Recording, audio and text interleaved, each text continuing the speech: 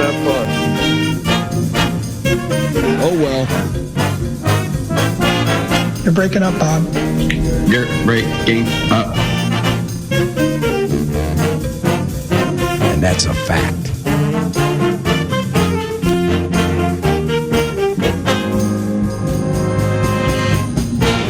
Welcome to the Friday Football Feast. PA is out today. Paul Charchian with you. Lots to get to today. A lot of non-sports because we're entering the abyss here, although we will touch on the humiliating performance by the Mavericks last night in just a few minutes.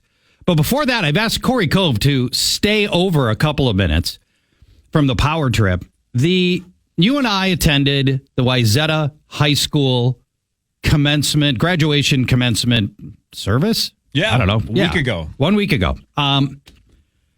Nothing like my high school graduation. And I thought there were things in it that just reflected some of the worst parts of humanity. And apparently you've already discussed some of this on the power trip. Couldn't agree more. It's just a disaster. And it sounds like it's not just Wayzata. It just sounds like it's an epidemic right now that high schools across the country are dealing with this garbage. All right, so this is not unique to Wayzata. Not unique at all to Wayzata. Your daughter graduated, my daughter graduated, same class. They have to get through. Wayzata's got the complication of trying to get through 850 student names and not turn it into 4 hours, right? So there are challenges with this. And one of the ways that they make up for that is they pretty much speed read names. Your kid gets up in queue, and then when your kid is up next, your kid's name gets called. You've got like 3 seconds, and then the next kid is getting called. Does that sound about right? Yeah, it's somewhere in that 3 to 5 second range. It's just enough to shake a couple of hands, and by the time you've shaken/shook the second hand, the next name is probably being read. And by the way, not just shaking hands. There's a lot of hugging. There was a lot of hugging.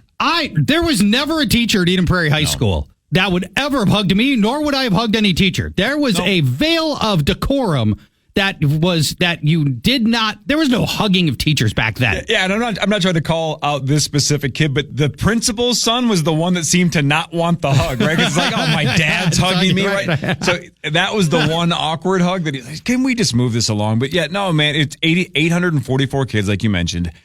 I think they got it done in under an hour. And that's as fast as they could have possibly gone, right? You're reading names every 3 seconds.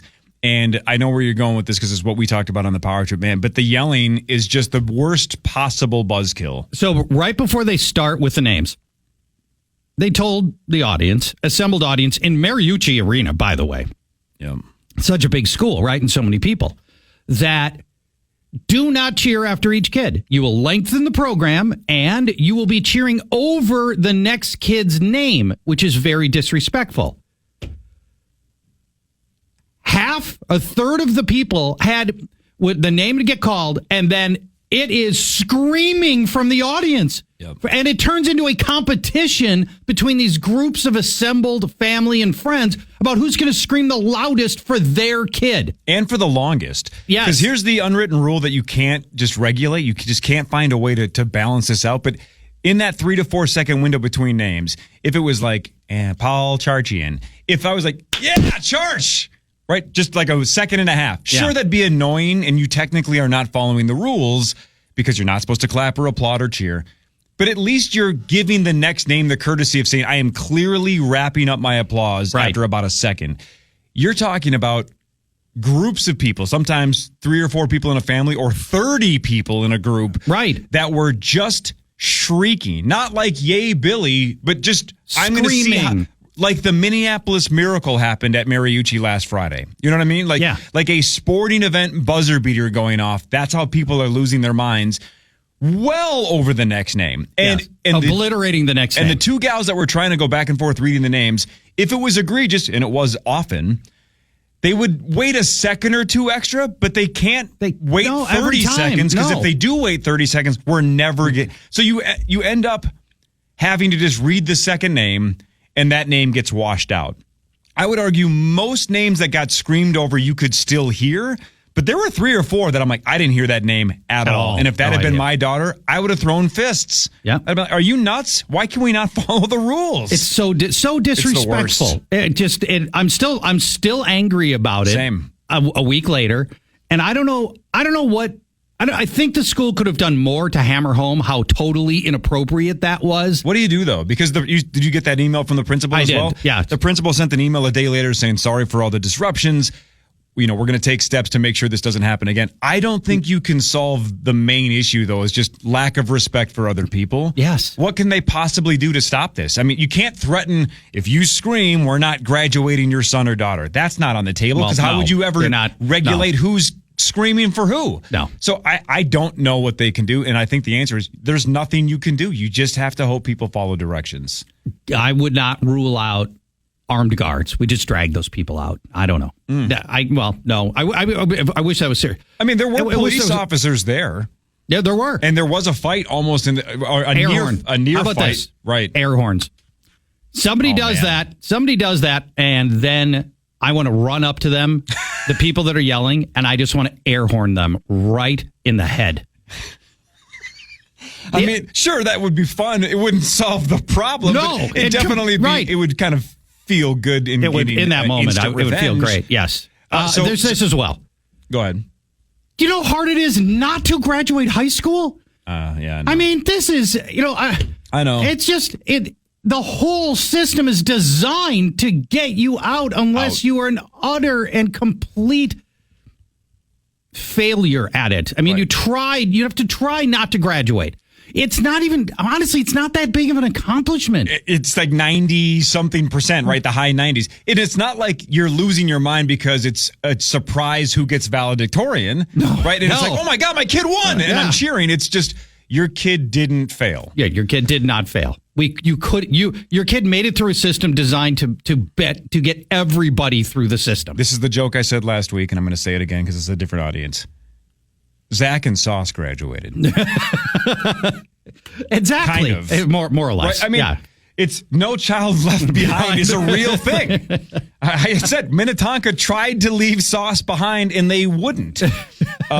So when we said this last week on the show, because I talked about the near fight, and I heard the details about a grandmother getting pushed down because here's the problem. Apparently, she told the group behind, please stop yelling, and they took offense to that.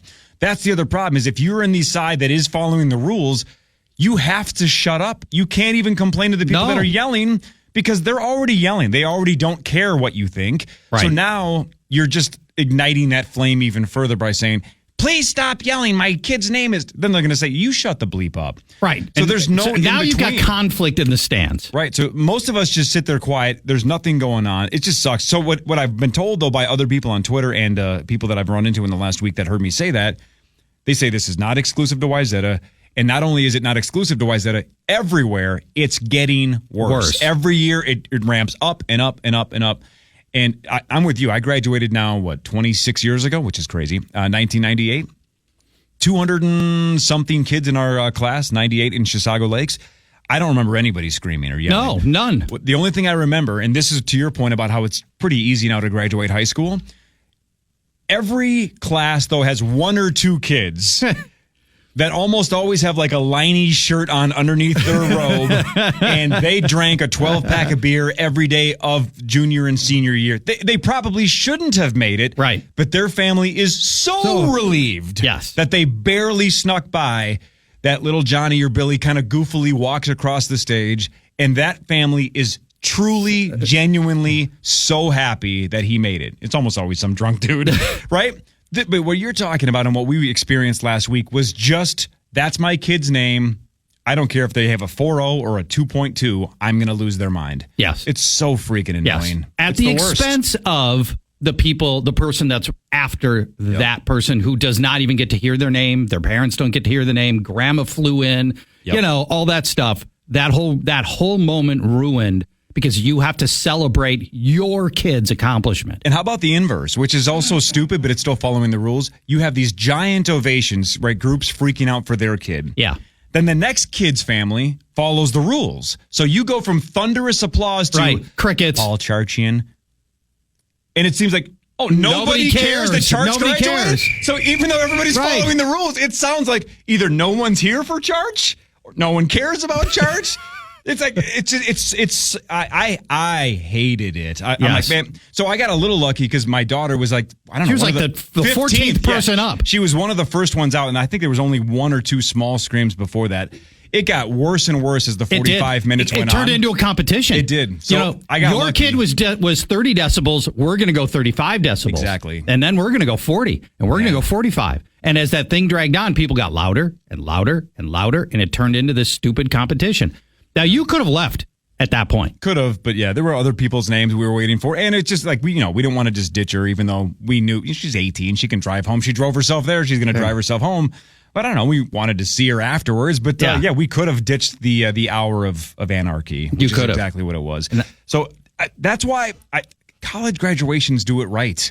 Just thank the class of 2024. We don't have to go through thousands of names, right? Who cares? Right. A school that big, I don't know if they should go name by name. If you have a class of 100 kids and you're a small town, sure. You have 844. How about just shout out to the class of 2024? You guys all did great.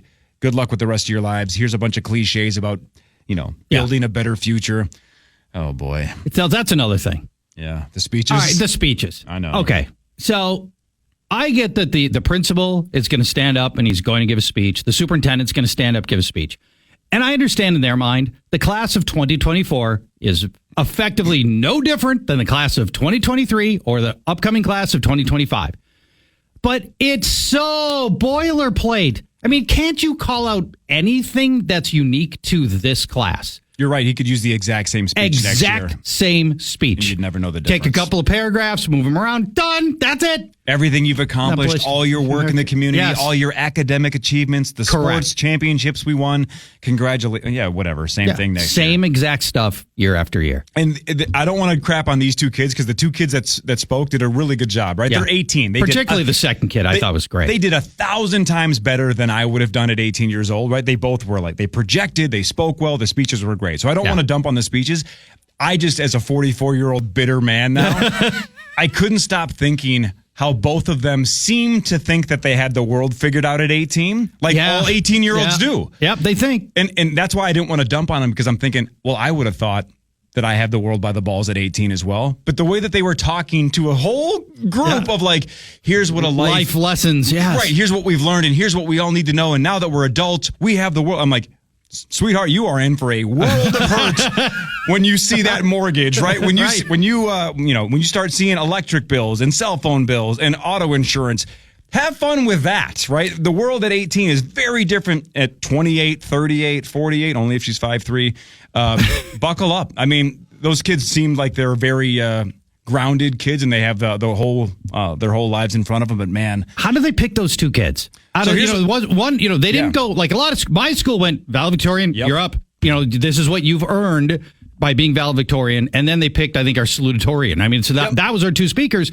The first girl up was she's going to mass comm school, and I don't know. What the hell is that supposed to mean? I went to the journalism school at the University of Minnesota. So did I. So here's what I was told, and I kind of like this. So Bailey told me that everybody that wanted to speak submitted a speech anonymously. Oh, I like it. So the seniors voted on the speech without knowing who it was attached to. So the only flaw in that, though, is you could still play the popularity card. I don't know if that happened or not. Bailey didn't tell me that it did, but if I had a speech and I have 1,000 friends because I'm a super popular kid, I could be like, hey, the one about such and such, make sure you vote for that one because that's me. I want to speak. Yeah. So in essence, there's still a loophole, but I think the class size at YZ is so big. You got very difficult. 855 kids. You can only rig it so much. You only have contact with so many kids. So I was told that's how it was done because they made no mention of the valedictorian. No, right? It was none just whatsoever. Here's two speakers. Yes. The second kid though. Pretty impressive resume for a young kid. Eagle Scout. Did he have a 4.0? Something it was, that, he's going to go do mission work in Africa. Thailand or right. Something. Who knows? Okay. I said, no wonder you think you got the world figured out at 18. Right. That's a guy he's probably accomplished more than most of us. I know. So he probably does as feel. adults. Exactly. Yeah. I was cool with him. That kid was impressive. Brett, where did you go to high school? In Des Moines. Did you graduate? I did. Yeah. Okay. What was your graduating class? Size? 500. Oh man. Oh, that's pretty big. Did you have any? What year? 2015. Did you have anything similar to this? I mean, there were some. I don't know if the yelling got out of control. I mean, there was a few like whoops. You know what I mean? Like, woo! But see, that's I'm really fine. That's one fine. of those. Just it can't be a competition. Yeah, I'll say my college graduation, I think, was smaller, and they did name by name too. We did the whole bit as well. So, but I think that was out in the Florida heat, and people were just pissed. So no one was cheering at all. They're just like, let's get out of here. So, Charch, I did not walk for my college graduation just by choice because you walk up to get the diploma? No, I didn't even go. Oh, you didn't go attend? to the ceremony. Why? Exactly. My mom was not happy about it. She wanted to watch me walk, and I understand that. That's the one regret is I'm like, all right, I probably should have done it just for them. her. Yeah. But my thought process is almost exactly what you're saying was, well, there's thousands of kids that are going to graduate. I know about 9 of them, right? My parents don't know any of them except for me. So I'm like, why am I going to sit in the sun or wherever the hell that the graduation would have been for a couple of hours just to get a piece of paper they're going to mail to me anyway? I just had no interest in being You're a part talking of about college. College, yes, correct. I didn't go to my college one either. Yep, had no interest in going to my college and I was at the U, graduation. so it was going to be like, 10,000 people or whatever. So I skipped it. I mean, in my high school graduation of 500-ish, there were people I've never seen or heard of in my entire life that, your class. that got called up. Yeah, Yes. right. That I was like, who the hell is that guy? Yep. I've never seen So him. did your daughter have the same problem? She had the yearbook, right? Did she get the yearbook this year? Don't know. So my daughter, flipping through the yearbook, told me that on any given page, she could have named about 4 or 5 people. I bet. The school's just so big. Yeah. Man, you got 20 kids per page, and you can point out about 4 or 5 that you know? And Wayzata is not even the biggest school in the Twin Cities What anymore. is the biggest school? Eden Prairie, I think, is the biggest. And I don't know, like Lakeville's getting close. I mean, there's a bunch of schools now that, I don't know, when I went to Eden Prairie, my graduating class was like 300. That was a long time ago, but it's just, the schools have gotten just so ridiculously huge. And I don't think those kids understand that is kind of the equivalent of graduating from college. Yeah. That's kind of a small college experience, knowing, 10% of the class and just making your way through it. What's St. Olaf? St. Olaf's like 1,000 kids a class, Great right? point. So, they're in that same ballpark. I would love to hear from administrators what they think can be done about this, because honestly, I think there's almost no hope. I think this is just one of those things that has to self-regulate, and that's never going to happen. Can you shame people enough? I don't think so. To do it. You think people just don't care? There's no ability to shame these parents. No, and it's because you presented it well, but he said right before he went through the names, he went through the 30-second explanation like you did, going, think of how bitter you would be if your kid's name gets washed out. So please, let's not do that to somebody else. Yeah. It's the golden rule of treat others like you want to be treated. He said it right before the names. You wouldn't want this, so don't do it to somebody else. And these parents couldn't stop and themselves. And a couple of names in, they start screaming. It's like, so you've already stopped listening to what he said. So, I mean, these aren't 5-year-olds that immediately forgot directions. These are adults, parents and grandparents that can't follow the rules. It's just freaking dumb. And it's going to get worse. Yeah. I don't know. You're right. And I don't have a solution. I just have a complaint.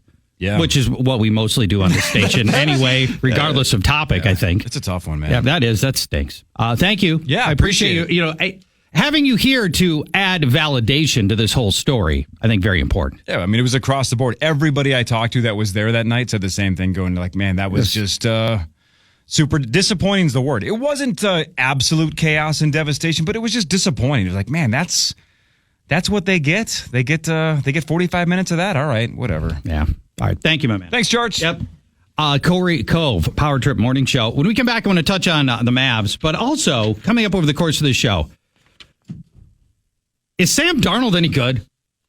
And let's do a deep dive on the Vikings, expected Vikings quarterback, not just for week 1, but I think most people have come to accept the fact that Sam Darnold is going to be the quarterback for an extended period here for this coming season. Let's get to know Sam Darnold. Let's try to figure out, is Sam Darnold any good? Has he just been a victim of circumstance? We'll do that. We're going to talk music in this segment. As listeners know, because we've complained about it on virtually every show, for months, we weren't able to play any real music. Now that we can play real music, we've got some stockpiled music topics, including the single most iconic song to represent the Twin Cities. What is it? I got presented with this recently, And I will begin what I hope will be an ongoing attempt to rally to get the speed limits in Minnesota increased. Oh, nobody wants to do that. But yes, the speed limits in Minnesota need to go up. I will make my case later over the course of this show. Paul Charching with you. Eric Nordquist out today. Brett Blakemore is in. Are we talking about Eric's thing, getting the polyp removed? I don't know about that. The Lansing? No, I didn't hear about that. All right, so maybe we weren't supposed to mention the Lansing. All right, the what? Nothing. Oh, right, sorry. exactly. Brett Blakemore in. We'll be back. Friday Football Feast continues in a moment. Find our Mall of America street team all summer long out at our events. Ask about our Mall of America mystery cards where everyone is a winner. And you can see where we'll be next. KFAN.com, keyword calendar. KFAN.com, keyword calendar. I recently was at a graduation for my niece. She graduated from Embry-Riddle. Rocket scientist. Good for her. And it was crazy. People were cheering, hooting, hollering. So I think the way to do it is to threaten the people with making it longer. Like saying you won't call the next name until all the hoop and hollering has stopped. And then everybody is stuck there. But would they be stuck there? Or would people just go berserk for their kid? And walk out. Sparky Smith. Yeah! And that goes on for 30 seconds. And then those people just leave. They've had their moment. They're already so selfish. Then they just leave, and everybody else is now drawn out, dragging this thing out even longer. I don't know if that would work. And by the way, what the heck's Embry-Riddle? What is Embry-Riddle? It's a college in Florida. This is actually weird. When I played club hockey poorly in Florida in college, that was our biggest rival. We always played Embry-Riddle? Yeah, it's a pilot school. That's what it is. What does that mean? Like they literally go to learn how to fly planes? Yeah. No way. Yeah. So. See, I love the idea of pilot school. If I could have gone to pilot, well, I could have. Aerodynamic school, whatever. But most of them are pilots. Yeah. I think pilot's still a pretty darn good gig. I think you work like 20 hours a week. You got to work your way up though, right? So you start by you're flying like a Cessna, and then you got to put in like thousands of hours of flight time into that. Yeah, and then you train up and you learn the next one up, which is like a 8-seat plane. Yeah. So I think it takes a long time before you're doing like big commercial. You got to pay your dues. You do. And train. And it's a lot of trips from here to Sioux Falls. Yes. And here to Fargo. Yep. And eventually in time, you get to do, the more exciting routes. But I knew people that would just get their little Embry-Riddle Cessna, right? And they just go, we want to go to dinner in Miami tonight. Yep. And Bang. they would just fly down. Yeah. Park their plane at the regional airport, go get dinner, fly back. That's a hell of a life if you can do it. So I would be scared. What does it cost you? It costs you. You don't buy the plane. I assume you rent the plane. I know if I'm a pilot, I don't own my own plane. It's not like I'm a semi driver and I own my own truck, right? I don't own the plane, but I can have shares or I can rent it, right? I got to pay for my gas. I got to rent the plane. And I assume anytime I land the plane, I'm paying fees, right? To land a plane. I'm sure you have to pay fees to park it too at the airport. Probably. I know Embry-Riddle has like 1 billion planes that they just loan out to students. My question is, think of like your college friend, right? Mm-hmm. Assuming I had one, but yes. Well, just in general for the public. Imagine they say, yeah, let me fly you to New Orleans real quick in my little... Are you getting in that? I don't think I am. New Orleans. I'm not taking a Cessna to New Orleans. Well, you know them. But would I take one to Fargo? Yeah. Would I take one from Orlando to Miami? You would trust someone in college to fly you to Fargo? I would have then, yeah. Oof, I don't know. Yeah. I think you can make a case. I'm pretty stupid now, but I was even more stupid in college. So at what age are you the best driver you can be? Good right? question. Because we know eventually when you get older, you get worse, right? They got to take the keys. Eventually you have to take the keys.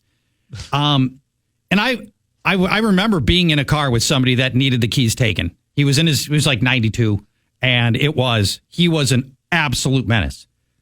So at what age are you at that peak where you have all of your dexterity and wits that you only have through youth, that you only have through youth, like 20, 25, 30, like when you're really on your game, you're really sharp, you're mentally dexterous, but you don't have the experience of a million situations and what to do and that native sense of the traffic around you yet. Then as you age, then there's the experience kicks in. What is the perfect age where you are the best possible driver? 35? To me, it's like around, this is going to sound like a sick brag, but I think it's around where like 27, 28, because I started driving in Iowa, you can get your permit at 14. Yeah. Well, so it's because that's farming right there. Exactly. You can get your school permit at 15, which is the best. That was an amazing achievement because you can just drive to school whenever you want. And nobody would ever drive the car anywhere else. Never. Only to school and back. When I was 15, I never went out of the route to school to go TP someone's house. Never did I do that. Not once. Unthinkable. But yeah, I think I've got, 10 years of experience. So my generation has that, 12 years or whatever. I'm 27 now. So 13 years. I think that's the perfect amount of I've still got some quick twitch about me. But at my age, I don't know. Once you get to...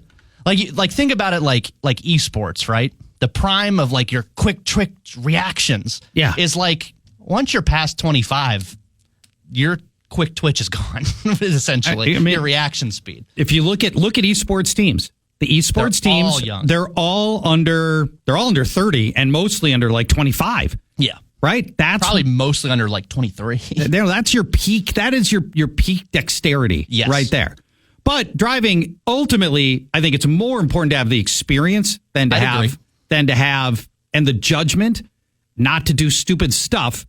I was a pretty reckless driver when I was in my 20s. And you don't have the experience. You really shouldn't be, but you're bulletproof at that age, whatever. Exactly. Let's open up the phone lines. Right now, they've been closed. Let's open them up. I'll take calls on this. Perfect age. When are you the best driver? Because we're almost in sports abyss territory. Although I do want to touch on the Mavs debacle from last night at some point too. And we have inadvertently stumbled into a topic I had planned for later in the show, but we're going to run with it right now. I've driven to Utah twice this summer, Brett. Oh, where at?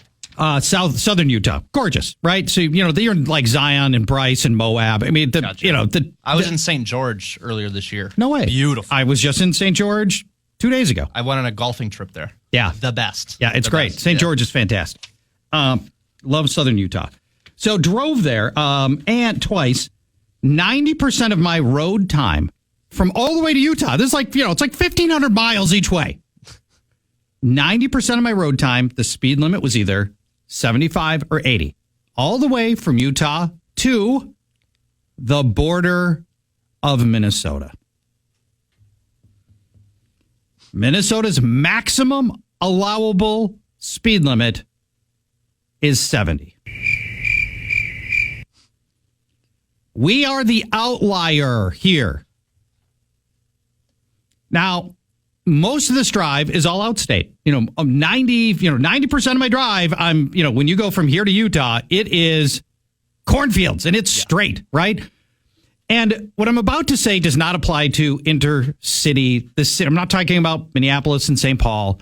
I'm talking about outstate Minnesota, which is 90% of the land of Minnesota is rural Minnesota. Mm-hmm.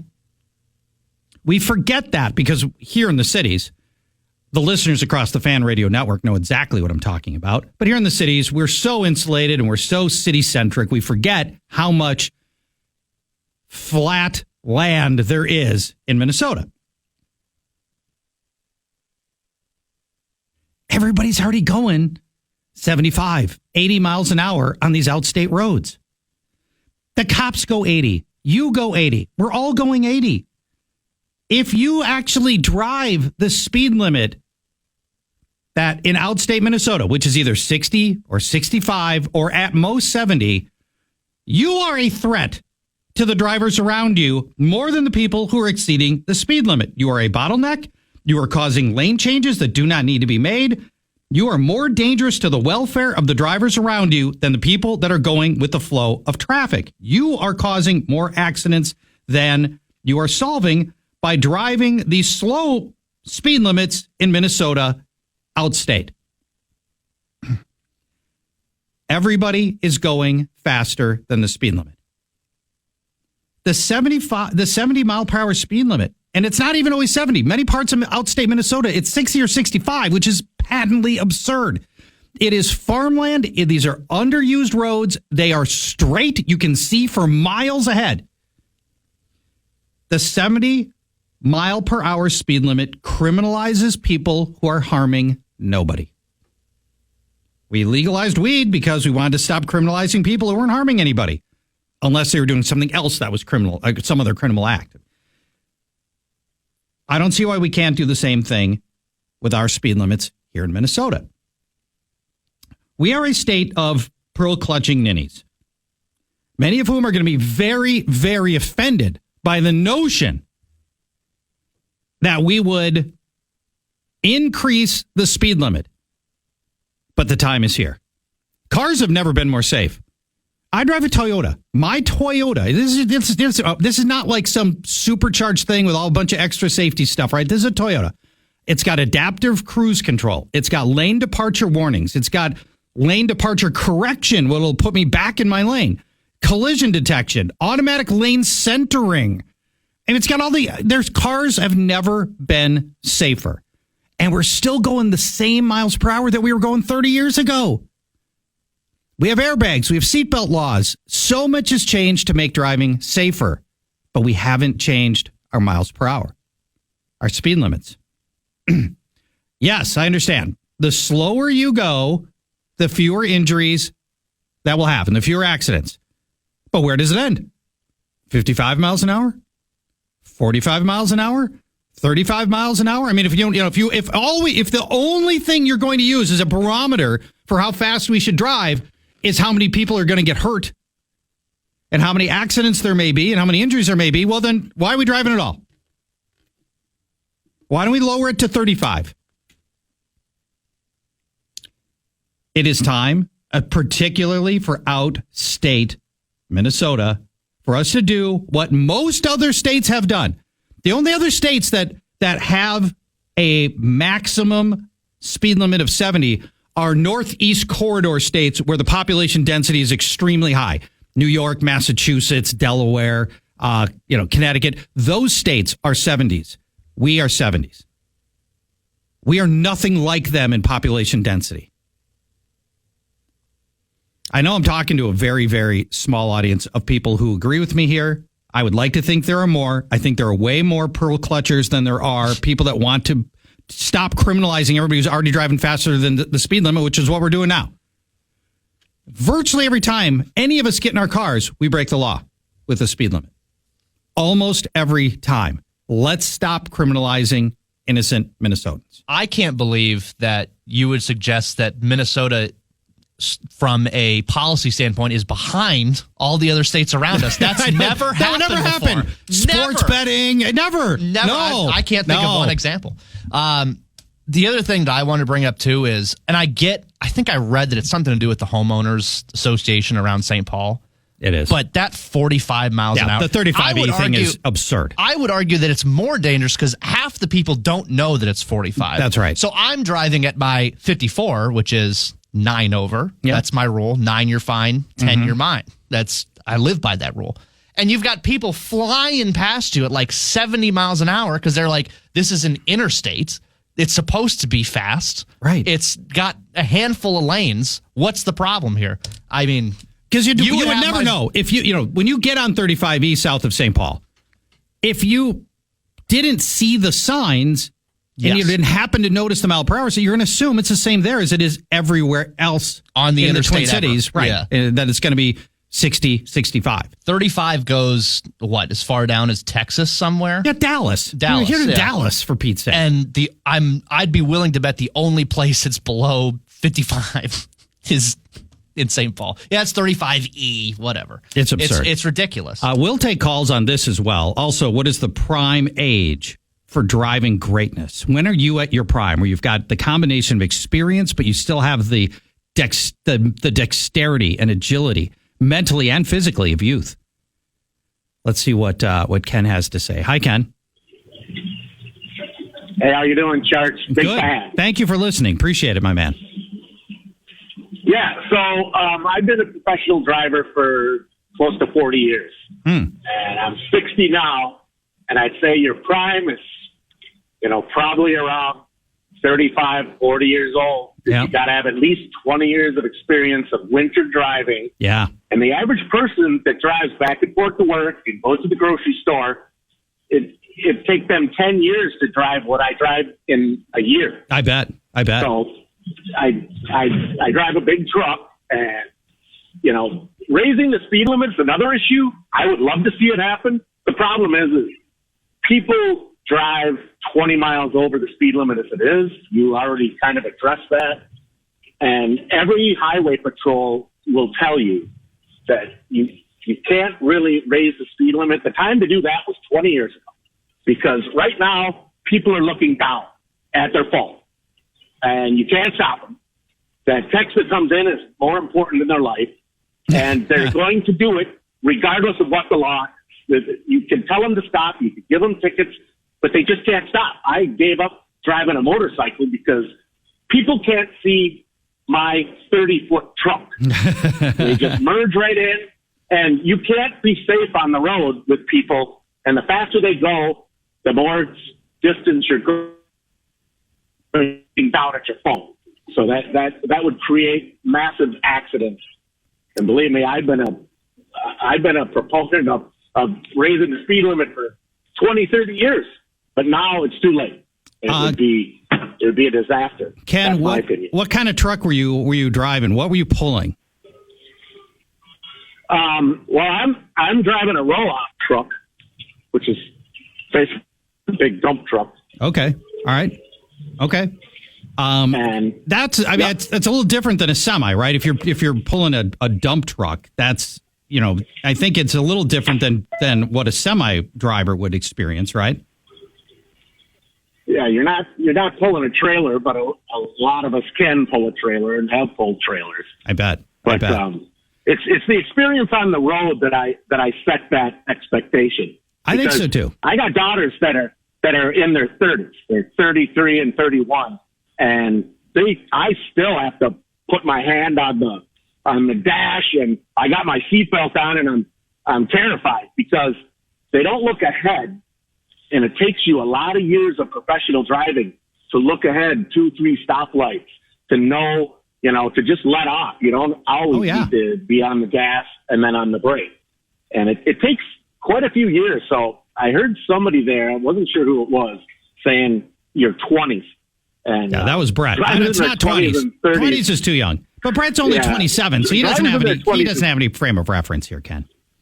Yeah, they don't have the experience right to be in their prime. You said the question was the prime, and my eyes aren't as good as they were when I was 50. Like I said, I'm 60 now, and I'd say 40, 45. You should have enough experience as a common everyday driver to have been through a couple of spinouts. Which way to turn the wheel when you're sliding. When not to hit your brakes. But that would be my professional. Thank you for listening, Ken. I appreciate the contribution to the show. We need to take a break. Annabelle, Scott, Tom, if you'll continue to hold, we'll keep these two. Oh, yes. I'm Brett? looking at the talkbacks. Yes. I'll just say you've rattled the hornets. Have I really? Yes. Oh, all right. Yes. All right, good. We'll get your talkbacks. You can leave a talkback of your own, Pearl Clutchers, by going to the iHeartRadio app, hit the talkback button in the KFAN channel, and you can leave a talkback. Talk about how I want to kill people, and I want people to be hurt and maimed and limbless. I'm expecting plenty of that.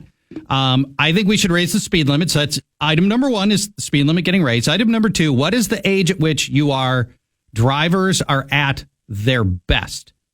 Where the blend of experience and youthful dexterity and agility come together. What age are you the best driver you can possibly be? All that coming up more between now, top of the hour. Join the fans, Paul Allen and Marnie Gellner at Shields in Eden Prairie, June 8th from noon to 4 for Putt for Patients presented by BMW of Minnetonka.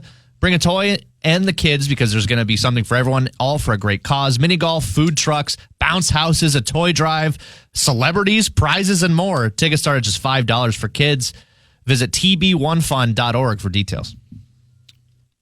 PA and Marnie, that's a different combo platter right there. I'd recommend a thick jacket for Marnie. Why is that? She's because PA, he's going to pinch, poke, and prod. Correct. That's what PA does. Yes. The best thing about him not being here on Fridays during the summer is my sides are perfectly safe. Yes. You're not going to attack my sides. Nobody else is either. I don't have to worry every time he walks behind me. It's kind of a relief, honestly. So I'll say this about the talkbacks. I said you've rattled the hornet's nest. Yeah. I don't think I've ever had trouble keeping up with the talkbacks, like trying to sift through, because then I'm seeing right now 5 new ones. I've got 7 new ones now. Yeah, and you have to actually listen to them. Yeah. So the topic, if you missed the last segment, was I believe I made a ardent case for raising our speed limits in outstate Minnesota, not in heavily trafficked inner city Minneapolis and St. Paul, but outstate Minnesota, like most of the states around us. You know, you're driving west and you hit South Dakota, your speed limit goes from 65 to 80, and it is a relief. And you know who keeps driving 65? When the speed limit changes and you're on that road and you're going from 65 to 80, you know who stays at 65? Nobody. Nobody stays at 65. Nobody wants to drive 65. We're just making criminals out of thin air. So I am proposing that. So that was item number 1. Item number 2 that started this whole ball rolling, the age at which you are the best driver, where you've got the mental and physical dexterity of youth, the experience of age. Where does it all blend? Brett said 27, and he happens to be 27. Yeah, funny how that works. Yeah, funny. That's right. I think it's mid-30s. All right. We'll see what callers have to say. And I'm going to get lit up. I'll get to your talkbacks in just a second. But we've got people that have been on hold over the break, and I want to reward their patience. Like Annabelle. Hello. Hi. Hi, Annabelle. What's on your mind, Annabelle? Oh, I'm from out by Cosmos, Minnesota, where State Highway 4 and 7 is the only place they meet in Minnesota.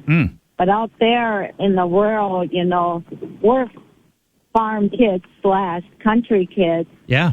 And I feel that for the farm permit, 15, we just made sure that we had a sack of feed or corn or whatever kind of sack or feed to drive around with. So if you got stopped, you could say you're doing farm work.